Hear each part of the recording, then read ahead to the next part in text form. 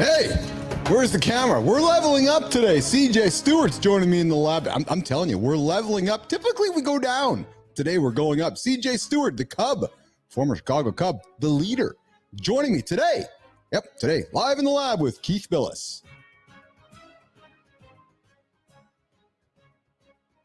Hi, I'm Keith Bilous, and this is Live in the Lab. All right.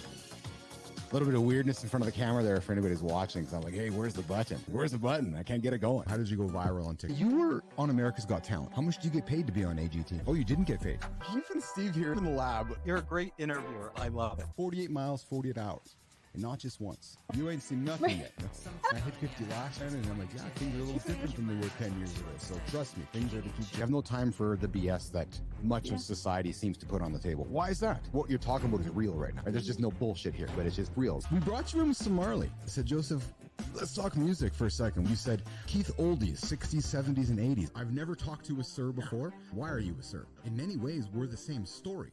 I came from nothing. You came from nothing. I think the old saying goes that if you want a trophy, you climb Everest. If you want respect, you climb K2. I've built an AI myself, and it's pretty fascinating when you can have a conversation with yourself with your own knowledge. Have you done that before? Why are we rushing to make these tools if all they're going to do is hurt humanity? Does the world need an Oppenheimer moment with AI? What a fun show.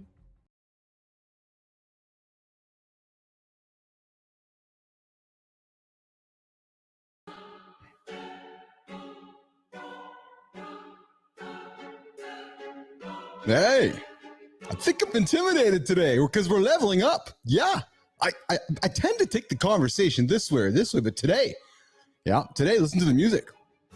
Yeah, we're walking in the direction of up. We are walking in the direction of CJ Stewart. They call him Courtney, but they call him CJ. Former Chicago Cub. He is the leader. He's the co-founder. He's the chief visionary officer at LEAD, L-E-A-D. The center. Oh, yeah, the center for youth. I'm just wondering, am I going to stick around for a long monologue today, or am I going to rock to the tunes with CJ Stewart walking into the lab today? Hey, a couple days from now is January. Yeah. I wonder if Courtney's solved his January resolutions. I wonder if CJ has looked at June and said, oh, yeah, I've checked off all the boxes. I'm wondering. I know yesterday's guest hadn't. She's like, Keith, give me some grace. I still got 6 months left. And you know why, nation? I'm asking you this. I am asking you this because June 1st, myself, C. Marty Fit, Christopher Martin, my co-host, Mornings in the Lab with Keith and Friends. Hey, CJ, I got a morning show. I go live here on LinkedIn, X, CBS, Fox, CNN, the whole world, damn it. 8 o'clock Eastern time right here on YouTube. That place, too. We just have awesome conversations. Today, we talked about remote work. Are we still talking about remote work? Apparently, I put a poll out last night. 73% of the poll still wants to talk about it. People are confused. Do I go to the office? Do I stay home? Do I get the work done? I know. Just get work done. Do we got to define work by the location? No, we don't. Anyways, no. All right, so coming up today, CJ Stewart in the lab. We're going to have good conversations about leadership and positivity. I know we are. So I am going to turn the tunes down. Welcome the young man called CJ. Yeah, he's nodding right now. I'm going to hold him off now because I'm just boosting the ego. Oh, yeah, that's what you do here. When you have the power behind the mic and the camera, you can just puff the smoke up the guests. You can finish the sentence. And then you walk them in the lab and you say, CJ, what is up, my friend? How are you today? I'm doing great, Keith. Glad to be with you. Awesome. And I'm glad you're here as well. And I knew that we were going to level it up when I saw who was walking in the lab today. I'm like, okay, I guess I got to put on my best red shirt. The same one that I've been wearing since I started the show. Oh, I missed this joke. I guess I put on my best red shirt. Really? Or is it I put on my best red shirt? That's it. Or, of course, it's this one. Yeah, Wow. See Marty Fit, man, my co-host in the mornings, he's loving my sound effects. He especially loves this one, CJ. Keith, because I have an AI-generated show generated by not Keith. It's done by Keith. Keith. Keith. That's funny. That's It's such crazy. horrible humor on this show, man. Because I am here to entertain and inform. Listen, I took a page out of Letterman and O'Brien and a little bit of Blitzer and a little bit of those old guys around the block because I'm as ancient as them. I'm like, you know what? I'm going to try to bring the old guys back. I know people are into analog these days. They're buying cassettes, they're buying vinyl. So I'm thinking, hey, let's bring the old guy off the shelf, out of the closet, dust off the old gray hairs, and come on and talk to human beings for a while. Having some fun too. Absolutely. Yeah. Where are you joining us from, CJ? I am in Atlanta, Georgia, in Zone 4, which is West End. A lot of people know about Zone 4 from the entertainer Lil Baby. But I'm actually inside of our Lead Center for Youth, our baseball training facility. Awesome. Hey, can we talk about Little Baby for a second? Yeah. So why did we go through a period in life there, CJ, where everybody was a baby? Yeah, little baby, big baby, bad baby. Everybody's a baby. It's like we went through a rap phase. Come on, listen. Who's hanging behind me? We got one of the greats behind me here. We got Marshall there hanging behind the stage. I went and saw Marshall and Jay in New York City a number of years ago. So since we're talking rap, I'm like, why is everybody a little baby? Everybody was a baby for a while, and then the baby got caught, and then it's don't be like babies anymore because we don't talk about the babies anymore. Yeah.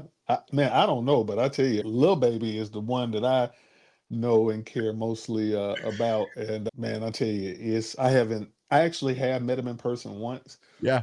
And was definitely starstruck. But if it's a Lil Baby concert in Atlanta, I'm definitely gonna be there.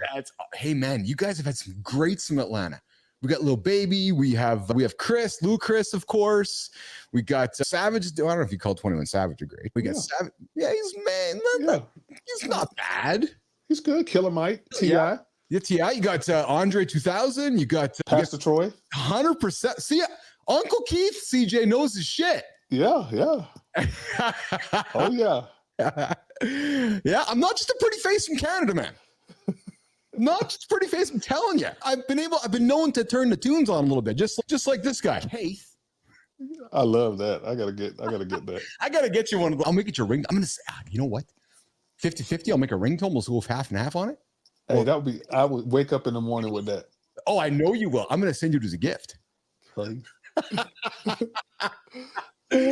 Oh man, so you talk starstruck. Are people still starstruck by CJ Stewart, the former Chicago Cub? Be honest. I don't think so. I definitely think for a lot of younger kids, it's funny. In fact, I was actually at a Braves game on, let's see, today is Tuesday. I was with a good friend of mine, Jimmy Cantrell, and we were at the game just having a good time. And a woman to my right, she came up to me and she saw that I had my lead ambassador's ring on. I do have a Braves World Series ring, not as a player, but being a partner of the organization. Oh, I was cool. able to get a ring. And so she saw my ring and she's like, I noticed that really big ring and you look like somebody, who are you? And I said, well, just a regular guy. She was, no, she said, did you play? And I said, my name is CJ Stewart. And she was, oh my God. And then she said, my grandsons are here. Would you mind if they meet you? She said, they're running around the park, but when they come over, can they meet you? And I said, absolutely, sure. And so finally she came over a couple of innings later and it was 6 boys, her 2 grandsons and their friends. And when I saw the boys, I was like, oh my God, I know these kids already because I actually coached them. And a lot of times, a lot of kids don't even know that I play professional baseball. Very rarely do I lead with it. It is an important thing, and I'm definitely proud of it. Honestly, I think I probably even get more now just as a result of being on shows like yours where people will see me out somewhere and say, hey, I saw you on this podcast. It's cool. Nobody's seeing this one. No. I'll tell you something you said that fascinates me, and I want to go down this path with you. So as I've gone through my life, I've gotten to know many different athletes, celebrities, athletes that are friends, pro athletes, and it's fascinated me as I've gotten older, CJ, how when you look back, and I think you'll know where I'm going with this. When you look back, how society spends so much time idolizing athletes, yet you put your pants on the same way as everybody else. And there's that struggle sometimes with in my experience talking with the pros, it's that struggle when you get away from the game for a long, after you've been in the spotlight and so forth. But yet when you get in front of the fans again, you get in front of the human beings again that have that idolization and so forth, it just brings it all full circle. But it fascinates me how humans love to idolize their sports athletes. Mm-hmm. Yeah. It's a thing we do. Yeah. My idol was Gary Matthews Sr., and I fell in love with baseball in 1984. I was 8 years old watching Chicago Cubs baseball games. As a kid at my grandparents' house, they lived in Southwest Atlanta. And so 1984, I remember just being hot in Atlanta. I mean, we're called Hot Atlanta for a reason. Yes. And as I was sitting here at the foot of the bed, and the television was just right up above me on this very large dresser.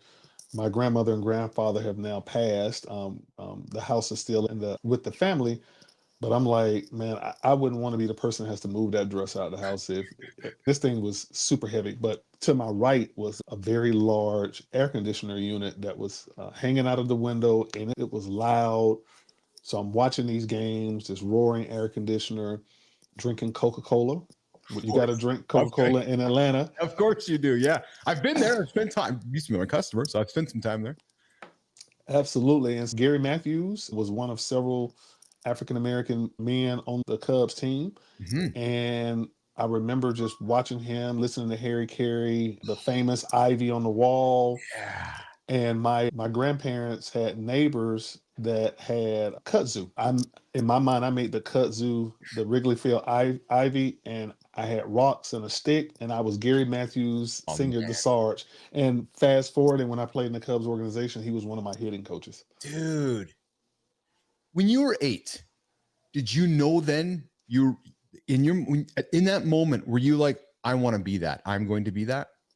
Absolutely. And I really needed something to grab onto because of some of the trauma that I was experiencing within my household. Mhm. So that was a saving grace for me, where it was, so now the decisions that I would be making would be through the lens of playing baseball for the Chicago Cubs. And I recently wrote a blog. Actually, I'm gonna publish it next week, a blog that I'm gonna be writing that talks about the difference between a dream and a calling to fulfill. So as a kid, definitely close my eyes and say, okay, this is what I want to do. I believe I can do it.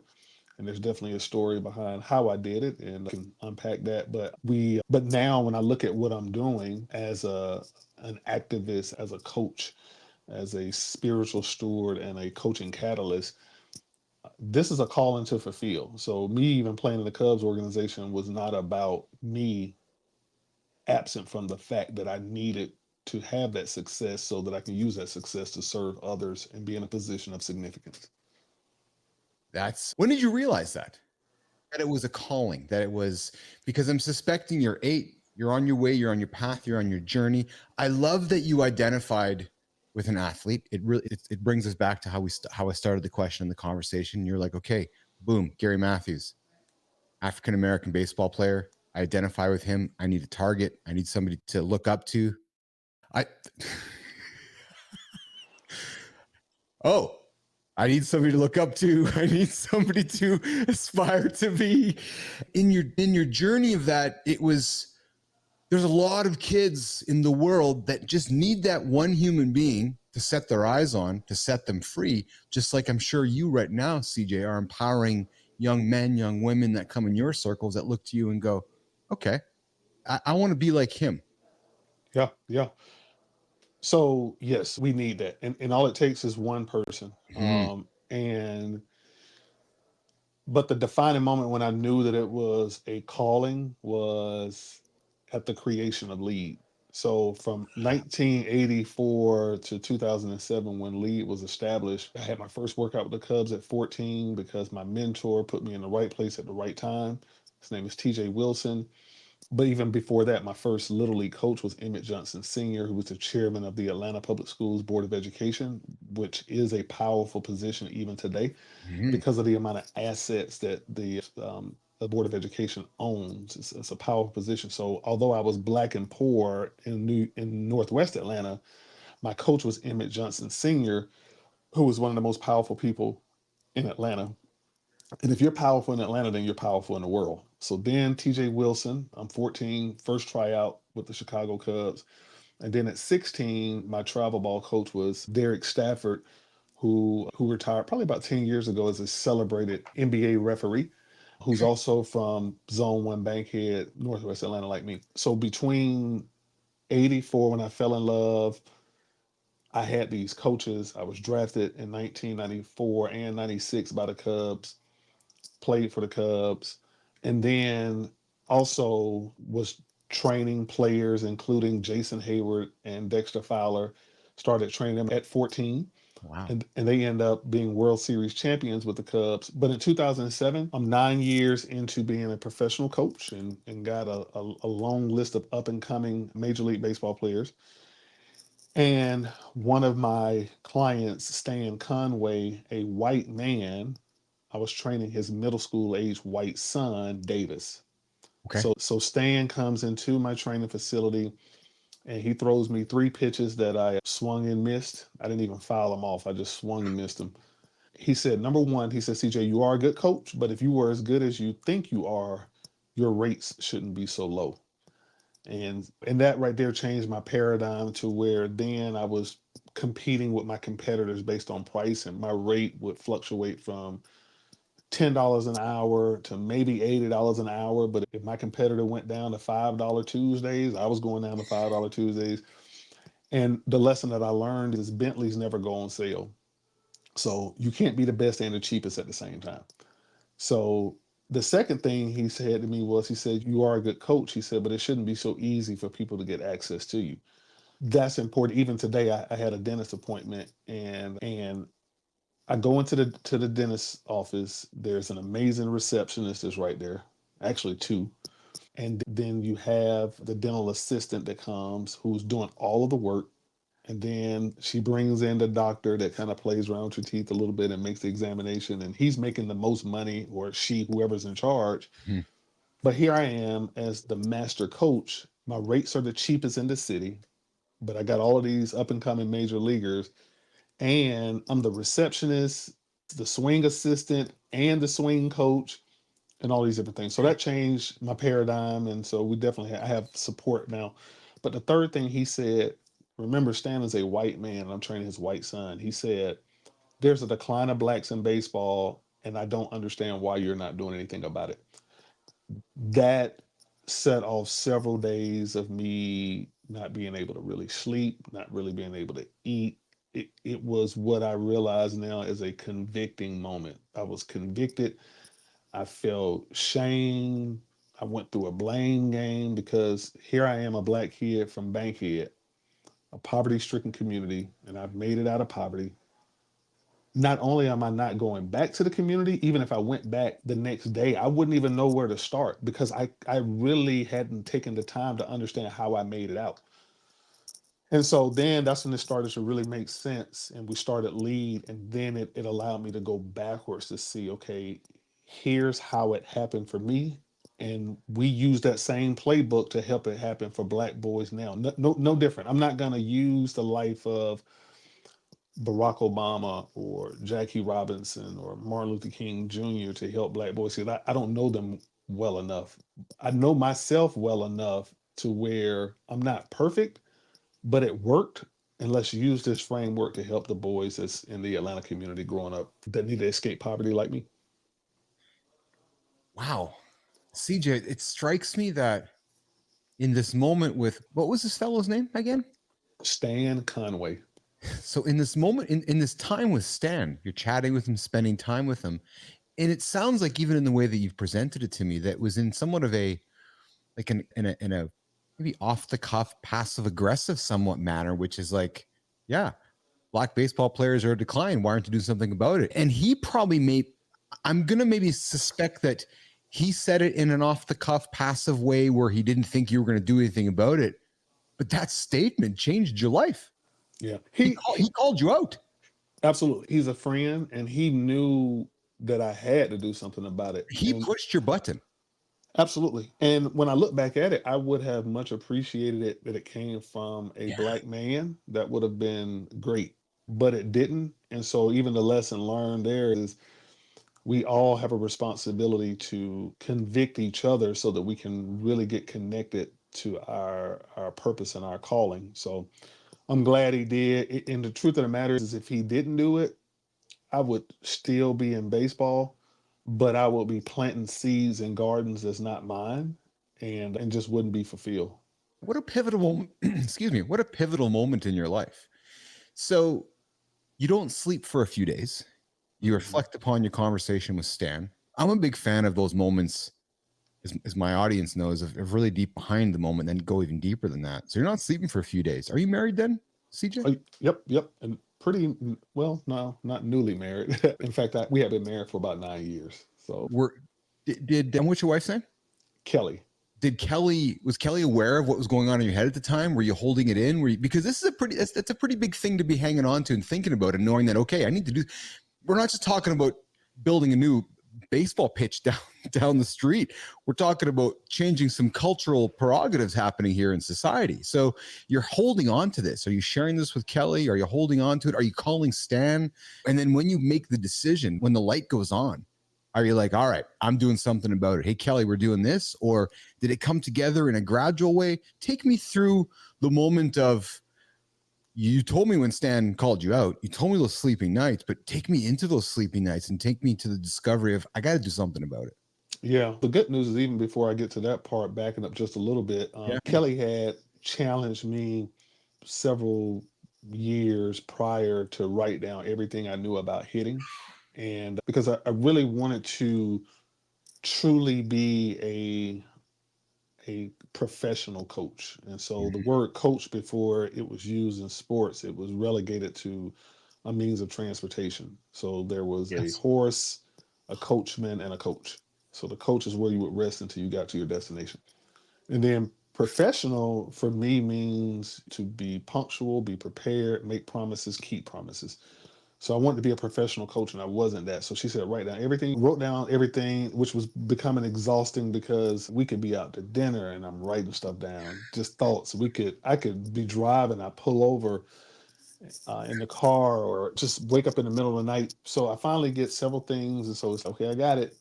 And then a friend of ours years later, Bill McClellan, took all of my information, and I would say probably of several pages of things, maybe 30% of it was very clear. A lot of it was pretty redundant, that's fine.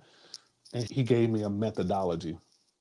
So now at this point where I'm having sleepless nights and talking with Stan, the thing that was so beautiful was I was actually traveling with USA Baseball to coach. And I remember telling Kelly about the moment, and then Stan told me, he said, "Hey, listen, just put together a budget on what you want to do." So my thought was, hey, let's do some camps, because baseball camps is the easiest thing to do. I'm not quite yet at a place where I'm willing to take some risk and really challenge myself. So let's just do the easy stuff. And he said, this is what we'll do. He said, just put together a budget of what you want to do, something blue sky. So we want to put together a team. And the budget came to $40,000 to do a travel team of 18 boys. And I remember Kelly saying, as we put the budget together before we hit sin, she was like, this white man is not about to give us $40,000 to do this team. And so in addition to the 40,000, he also gave us funding to hire a program, a program designer, somebody who would literally spend the time, talk with me, and then help us understand how to build this thing out. Mhm. And so that was it. And I remember even now thinking about the amount of tears that were shed, even as we sat down to really build this out, because the Latin word for passion is suffering. If you can't tell me what you're passionate about, if you can't tell me what you've suffered from, then you can't tell me what you're passionate about. They're interchangeable, they're one. And I just remember just the tears, but from those tears, it allowed her, the program designer, to really understand the foundation that we needed to build upon. And we've been rocking and rolling ever since then. That 40. So, man, not only does Stan call you out, he's like, all right, you got to do something about this. So you're just not sleeping for a few days. Then he's, hey, dude, write up a budget. Then he cuts you a check. And now we're sitting here talking, having a show here years later. How many boys' lives have you changed since that check was written? So just short over 5,000. I think Come on. we're actually a little bit over 5,200. And right now, I was just waving at some of our guys. They're here practicing now with the summer. And we now partner with Atlanta Public Schools. Yeah. The chairman of Atlanta Public Schools, Emmett Johnson Sr., and I'm a product of Atlanta Public Schools as well. So that partnership allows us to be in there with a memorandum of understanding. And we have programming at the elementary school level, middle school level, and high school. And so we serve a little bit over 350 boys annually. And then we just started our tennis program as well, too. So that's new. Our daughter, Mackenzie, started that up. We operate with a budget just slightly under $2 million. Hold on. I got to interrupt you for a second. You said your daughter started it? How old's your daughter? Mackenzie's 23. Okay, so we're not talking my 8-year-old daughter here. We're talking. I'm thinking, oh yeah, we're just my 12-year-old daughter's running the tennis program. I just wanted to make sure I was clear on this. Yeah, so Mackenzie, yeah, so she started playing. Both her and our soon-to-be 17-year-old daughter McKenna started playing tennis when they were around 3. Dude, I thought you were 30. Yeah, I'm trying to hang here, man. A lot of water and good lighting and factor meals. Oh.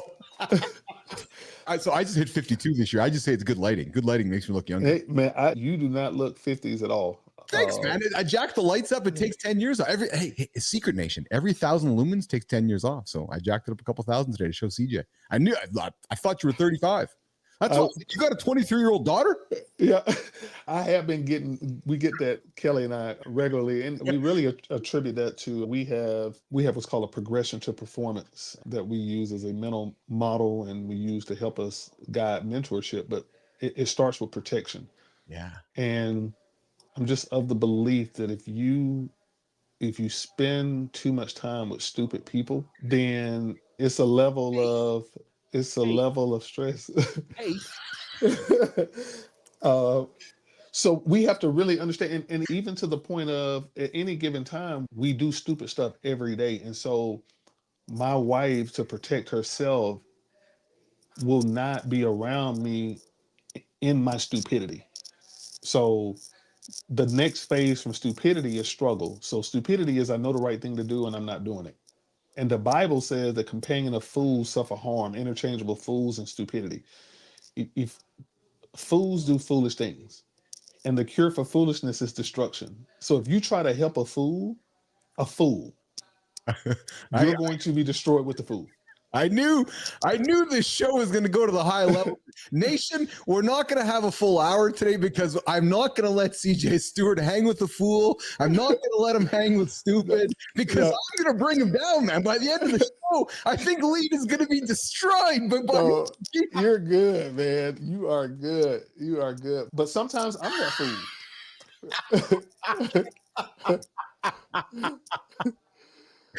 Oh, man, oh, dude.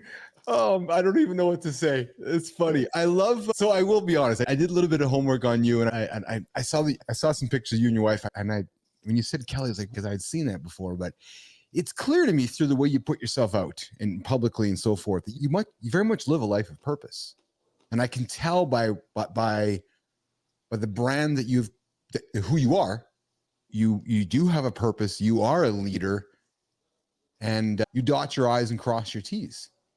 I haven't always done that, though. And that's the thing. That's why I have to, I got to protect me from me, because there's a me that is not excellence, it's not integrity, it's not loyalty, it's not stewardship, it's not teamwork. And so those are all of our core values. I'm afraid of that me.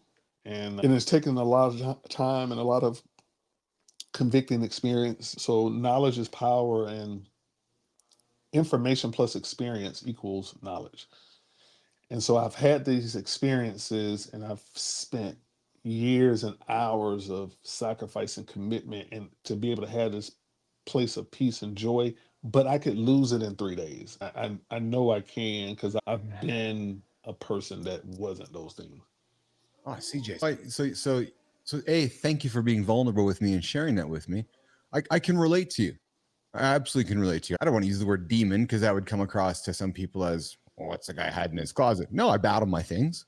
And I have my challenges and issues. I have my things, and I have my values that I'm very, this is what the lab is all about. I lead with kindness, lead with love, humans first, right? Empathy, communication, right? Just those, to many, it's Hulk Hogan saying eat your Wheaties, but they're just simple principles to me that I think much of society has forgotten. I don't care whether you're black or you're white or you're female or male, you're a human. I'm interested in you. I want to hear from you. I want to find a way to have my heart open to your heart and learn from you. That's really what I am all about as a human. And that's how it keeps, this show has allowed me, to be that LEAD, to keep me on a keel of, okay, because I learned from guys like yourself, women like Karen yesterday, teach me every single day, remind me of things. All right. Okay. Because there's some things you've said to me today. I'm like, okay, that's going to get me through today till tomorrow now. Yeah. And even as you were talking about, it doesn't matter, especially when it comes down to race and all these kind of things. But again, for me, I cannot be around stupid people though. I get that. Yeah. And it's, to hear you say that, I can relate to that. I don't know if I've said it as direct as you have said it, to be frank with you, but stupid people take it down a stupid path, don't they? Yeah. And what I'm saying, so one of the stupid things that that I was going to say struggle, but it's not even struggle. It's like the stupid things that I do is texting and driving. And okay. Yeah. And so I know it's wrong and I do it. So because I'm doing it, that makes me stupid. So the problem with that is if I'm texting and driving and I hit somebody, I could die, they could die. So now I'm in jail for vehicular homicide because I was being stupid. Now, if you're in the car with me and I'm texting and driving, then you could die. You can also, you may not be incarcerated for killing the person if I'm driving, but you're going to spend some time in jail until we can get it figured out. And when I'm in those moments of stupidity, it's only humility that gets me out of it to where I can struggle. So humility is not me thinking less than myself, but me thinking of others more than myself. And I have to have these things to help me to remember to think of other people more than myself. Nobody is perfect. So anybody that's out here that's just saying that they wake up every day just thinking about everybody all day, like that could last for a few days, but nobody has the capacity to do that in and of itself every single day. It's finding a way to create that self-awareness. And it seems to me like you've created that self-awareness by framing it in the realms of stupidity. And I could not agree with you more in the way you framed it back to me, because you're right. If I was driving somewhere and I text and drive, and sometimes I do, not sometimes, I'm going to admit that I do. I have my phone on my mount and I'm due. And even with my Tesla self-driving, I'm due too. But you know what? Damn it, are you right? Because if something happened, something so simple, hit somebody, and I don't want to oversimplify hitting somebody, but in the moment, you're like, oh my God, I just hit somebody. You are going to feel like such a stupid human being because there's no need to be texting somebody right now. Yeah. And it's hard. Again, what I have to do is I just have to learn how to like just be patient. Yes. Wait. And then I got to also have other things around me. It's funny too, because I have a habit of making my bed every morning, and my wife and daughters kind of pick at me on it. Not that they don't, but it's religious for me. But making my bed is something I don't want to do. If I get in a habit of doing things that I don't want to do, then I can lean into it on other things that I need to do that I don't want to do. Like I can draw from that and have that achievement. And so for me, somebody who struggles with ADHD, my life is a framework. I gotta know where am I at, what's next, and what's next. Otherwise, it's really easy for me to be dysregulated if I don't know where I'm at and what's next. I'm so grateful and I feel so privileged that every single day I get to welcome people through the lab here. And I have met hundreds of people now, CJ. I've learned so much about neurodiversity, ADHD, as I've learned from these different people. And I have started to reflect upon my own experiences, my own personal experience, not only with myself, but also humans around me. Like I'm of the demo that when I was growing up, nobody's saying, hey, Keith, you got ADHD or you got this, but I reflect upon, hold on a second, there's a squirrel over there. I'm thinking, Yeah. I Yeah. joke about it because my friend John Brink, 83-year-old bodybuilder, comes to Canada with 25 bucks. He celebrates and talks about his ADHD. So we had a great show, some great laughter. I got to introduce you to, and we were laughing about the fucking squirrel over there, actually. So we were joking about it, right? Because I can relate. Because as an entrepreneur, because hold on, there's a shiny object over there. Oh yeah, it's this camera over here. But man, I've struggled with this. I've had to learn to become chill. I've had to learn to become chill, to learn how to relax my box, to learn how to get to some comfortable places where I can self-regulate. Right? Because man, I love the analogy of making the bed. So it's funny because when you said that, I started thinking about, okay, is he going to mention ADHD? Because that's one of those classic, you know, I was raised by a father, loved my dad, but some of those militaristic things, right? Make your bed, tie your shoes. There's certain things that do. And I think those maybe perpetuate some of that ADHDism. So you know what I'm trying to say? No, absolutely. It saves me. I mean, being able to Yes. have these things that I'm in control of, Yes. that gives me, even like just being able to drink coffee. And most mornings I'm not drinking it because I like it. It's just because there's so much stuff that's going to happen in the world that is so unpredictable that I at least want to show up with a routine, even if I start my day off with several routine things and then I jump into something that's unpredictable. I'm regulated in knowing that, okay, then I still got this predictable thing. But that's even to the point where, like, now, one of the things that I think would be hard for me is if I ever, God forbid, was incarcerated. I feel like I will adapt, but not having my creature comforts, that would be challenging. But again, that's a part of my decision making, Well, is yeah. not being stupid so I don't lose those creature comforts. Because then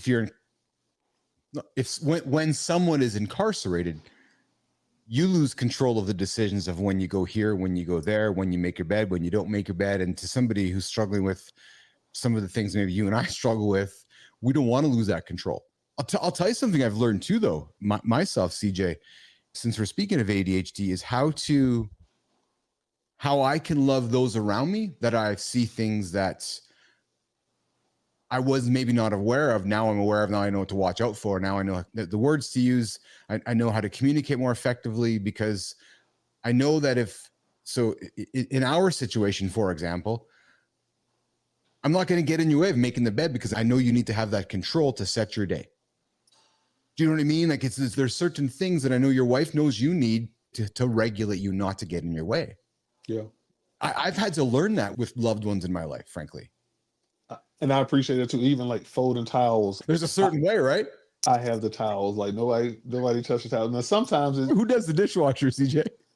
our daughter. I don't. Oh, so Yeah, you're perpetuating it in the house, my friend. yeah. She doesn't want to do it, but it's one of the chores that she has. But it's one of them things where I, even for lead with our program coordinators, they do front office type work as well as on field.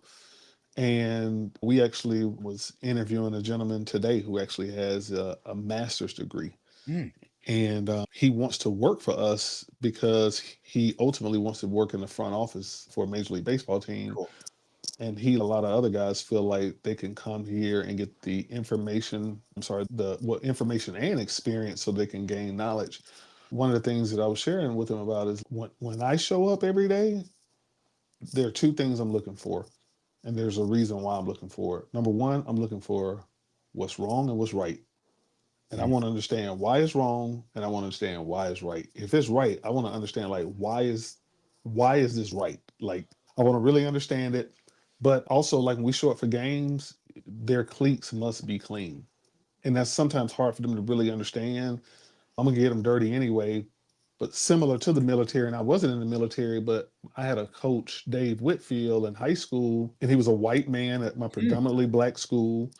And I just remember a lot of the tactical things that I learned from him about baseball, not so much of the technical, but he made us bring our uniform to school on a hanger the day of games.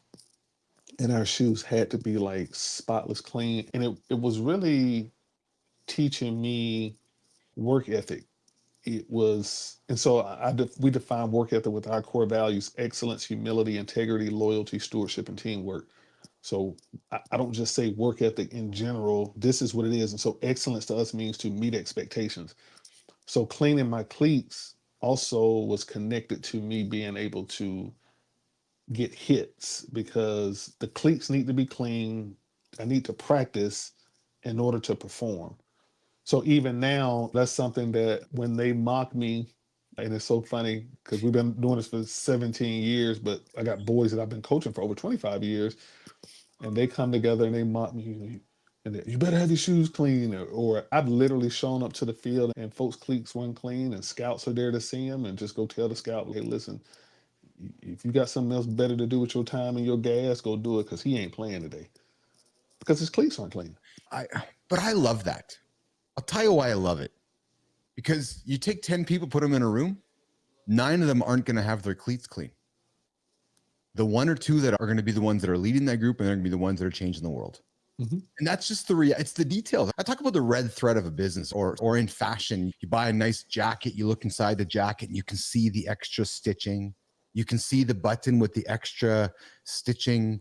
Or you order a plate of fries and you can't believe that they took the extra 2 minutes to cut the extra potatoes. So there's actually even more fries on the plate, giving you more value. You see the point I'm taking, right? It's just the extra minute or 2 to clean the cleats is what's going to set you apart from everybody else. I could not agree more with that principle, because that to me is the most cliche trick to business success. Clean the cleats. And it's about being the late Dwight Smith, who played Major League Baseball with several teams, including the Braves. He told me one time, he said, CJ, he said, the difference between being extraordinary and ordinary is the extra. Yeah. Just do that. But then what ends up happening is, on the other side of that is then so again, excellence is about meeting expectations. So let's get to a place where even the extraordinary becomes ordinary. Let's figure out, what does it take. So even being here on the show with you, I needed to be here a few minutes early.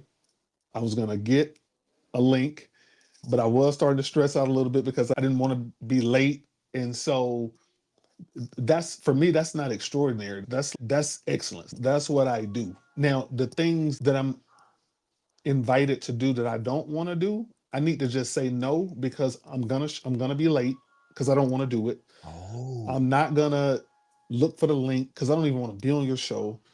So excellence is meeting expectation, but just really taking the time to understand, like, what's expected of me, and then let's get beyond the extra and just freaking just do it. What's funny about the link, I'll share with you a little behind the scenes in the lab here, a little miscommunication. So I was of the expectation that you had the link. And then I log into the studio this morning. I'm like, oh, the show's not even set up yet. So you messaged me. I'm like, so ADHD Keith over here is doing what you're texting me.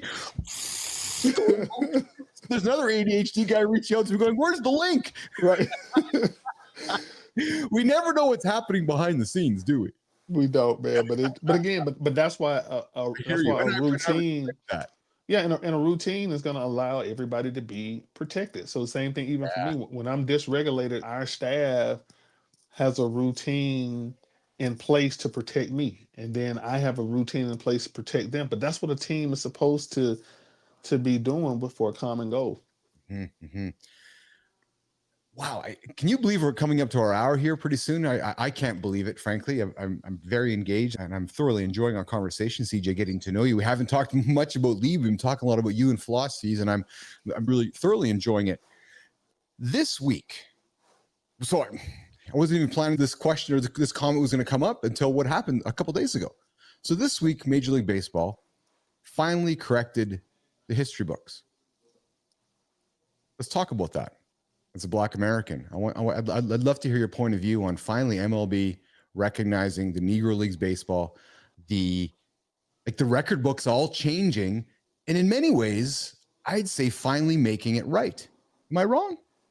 Yeah, no, you're right. And actually, I'm looking at this head of Buck O'Neil and Bob Kendrick. Yeah.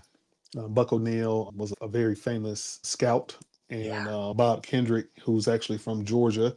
is the executive director, I believe that's his title, of the Negro League Museum. And I actually called him last night just to say thank you, because Bob Kendrick is of the living, who definitely was instrumental in the history and the conviction so that this could happen.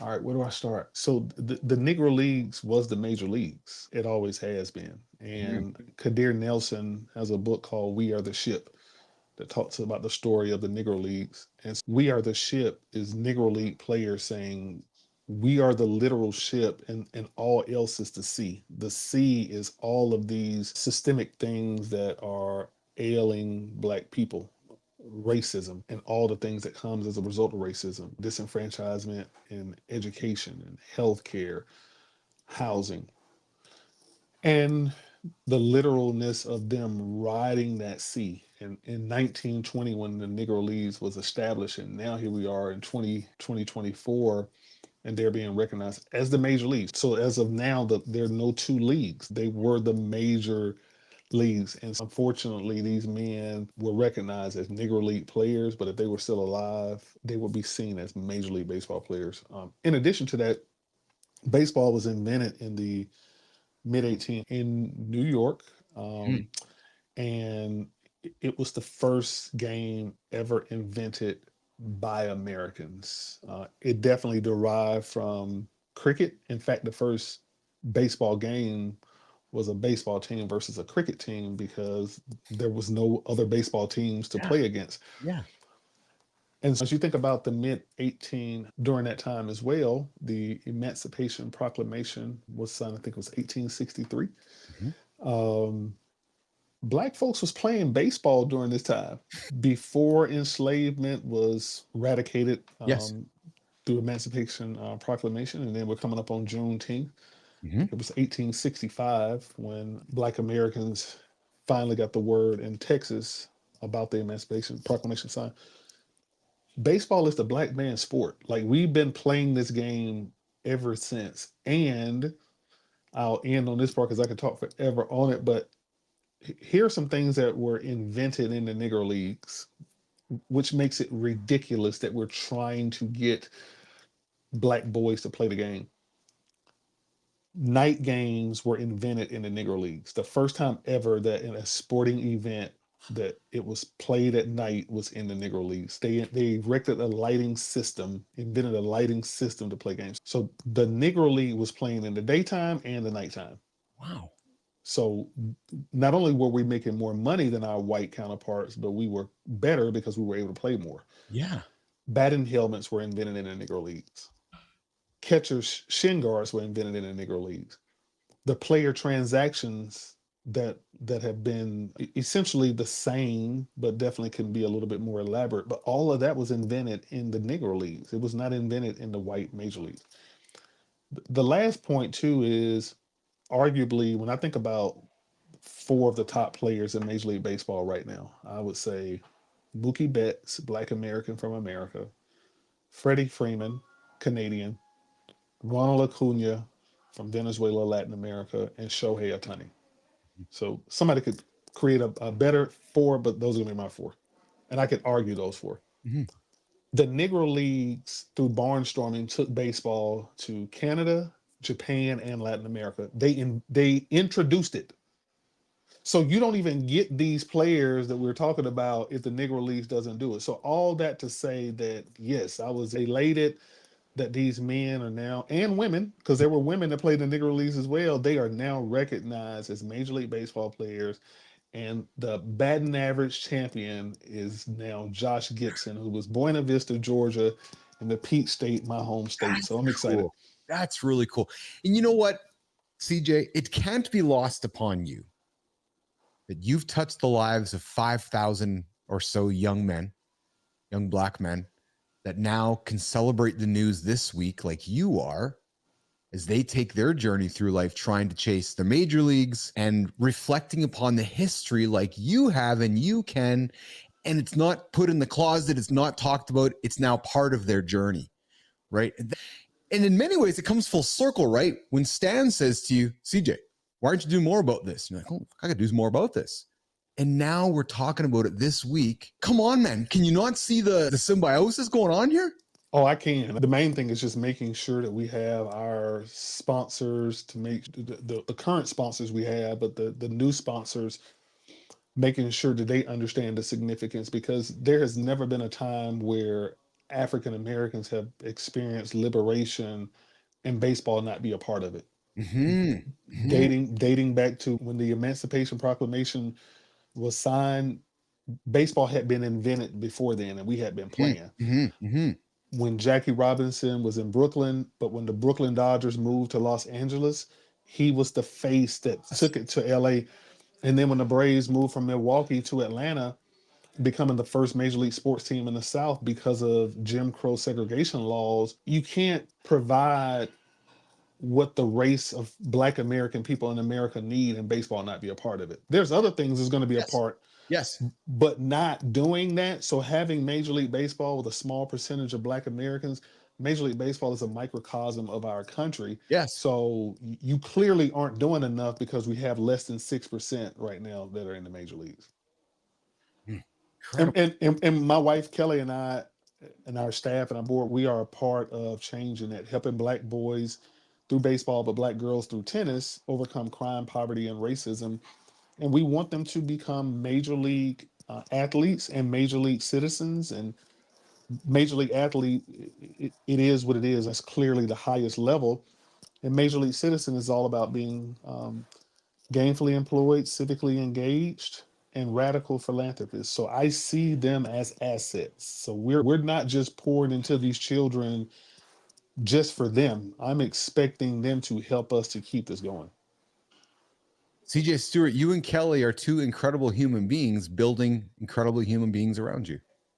Yeah, we get an opportunity to be around folks like you, Keith, that allows our message to go beyond us. And that's what we're grateful for. And that's why I got some good sleep last night and put on one of my favorite shirts and cut my hair just so I could be able to haircut. I noticed. I think you might have missed a couple on the left side there, but I noticed it is starting to grow in some of my grays. I gotta shave it down. Hey CJ, so I want to be respectful of your time. I could sit here for hours with you, frankly. I can sit here for hours listening to you. I have learned so much from you in the last hour. I'm really grateful for that. Thank you. I want to offer you some vitamin G. It's something I learned from a guest a number of months back. He's like, Keith, I take my vitamin D, my vitamin C. He goes, now I want to offer you some vitamin G, which is some gratitude. So from me to you, I want to offer some vitamin G to take today from the lab. And I want to thank you for coming by. And I want to ask you, is there any questions that I have not asked you? Is there anything you want to make sure that Business Athlete Nation knows, LinkedIn Nation, YouTube Nation, the world knows that I haven't talked about, we haven't talked about, that we want to get that message out, CJ, before we say goodbye today? I think the questions that I ask myself every day is, CJ, what do you worry about, dream about, cry about, and what brings you joy? And so right now, today, I don't have any worries at this present day. It could change tomorrow. What makes me cry is just people that are helpless, being taken advantage of. I dream of being one of the greatest coaches to ever live. And what brings me joy is being able to fulfill my calling. So I just encourage everybody, if you don't do anything else but for 40 days, if you really want to understand your calling in life, ask yourself, what do you worry about, dream about, cry about, and what brings you joy? Wow. What brings you joy? CJ Stewart, you know, tell you what brings me joy? Keith. The new ringtone for CJ Stewart, powered by the Business Athlete Performance Lab, and Keith Bilous here live in the lab. Hey, man, I'm really grateful you came by. I'm going to ask you to make your way into the lobby here. I'm going to go say goodbye to Nation, and I'm going to come and politely walk you back out so you can go hang out with your crew, okay? Can you give me a second? Will do. Excellent. Hang tight here. All right, we're going to put CJ out. We're going to bring Keith in. We're going to do a little bit of... we're going to walk out with the bagpipes. That's what we're going to do today. What the heck? Because I'm happy. And when I bring the bagpipes out, there's joy that comes out with bagpipes. So I'm getting out of here. I hope you guys were as inspired by the conversation as I was today. I sure as hell learned a lot. Oh my goodness, did I ever learn a lot. And yes, thumbs up. I agree on the thumbs up on this one. CJ is a man. I suspect that if you hang out with people like CJ and Kelly Stewart, you're probably going to up your game. I know my game just up for the last hour. CJ gave me some things to think about. Most importantly, ask yourself, right? What makes you cry? What brings you joy? Those are the things that move the needle in your life, not the crap that's all around you. And oh, by the way, if you got that ADHD, CJ, there's that squirrel over there. Brink, I see the squirrel. I got to go get the squirrel.